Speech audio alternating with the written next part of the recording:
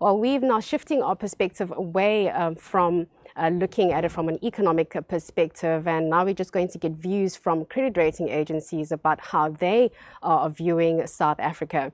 And we do now have an insert where we have Friederich. Now, he is the head of ratings at Fitch Ratings, and he weighs in on the state of South Africa's sovereign. Let's have a listen.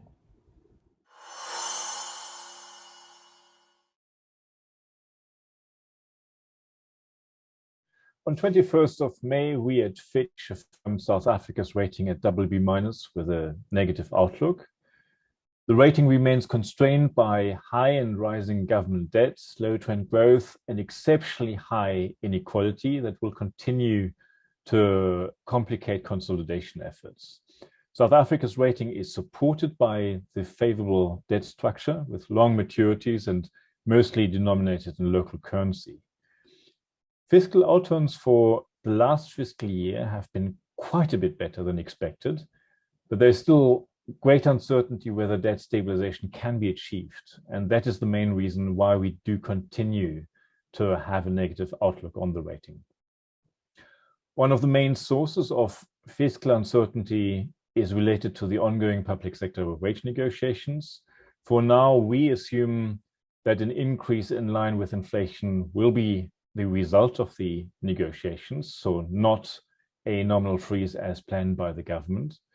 And in our calculation, that would lead to an additional cost of around 0.5% of GDP in the first year, compounding in subsequent years. We see policy as torn between trying to support growth, dealing with inequality, and containing fiscal expenditure. And in this context, it's unclear how the government would be dealing with overruns from higher public sector wages. The track record in the past sticking to expenditure ceilings has been really quite strong. But in the pandemic environment, the expenditure ceilings have been de-emphasized. And so there is a bit more uncertainty about whether this anchor really continues. State-owned enterprises remain an important topic for South Africa's rating.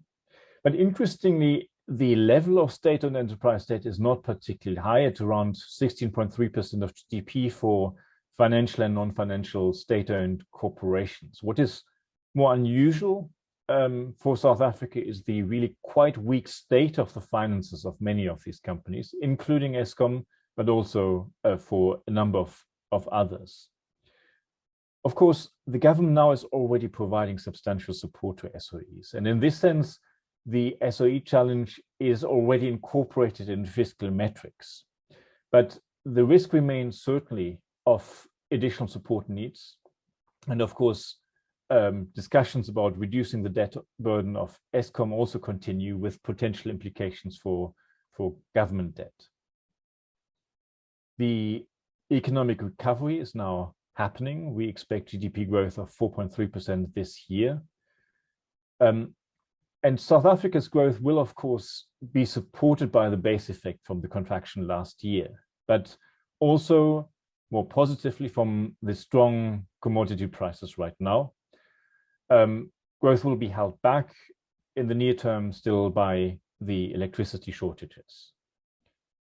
The pace of vaccinations means that there remains a risk of new waves of infections that could cause additional economic disruption. But we believe any new containment measures would be more targeted, and that would reduce the hit to the economy that would be the result of such new waves. In the medium term, growth is expected to be quite low, at less than 2%. And at this stage, we do not expect reform measures anticipated by the government to make a large impact on growth. This is especially because the main obstacles to growth in South Africa are really due to quite fundamental, quite structural obstacles that the reforms are not really tackling head on, being more focused on a number of relatively more specific issues. So trend growth will be roughly around the level of population growth. And this means that income per capita is not really rising significantly. In the context of extremely high inequality, this certainly raises the risk of increased social pressures and potentially tensions. And of course, the very low trend growth will exacerbate the challenge of stabilizing government debt.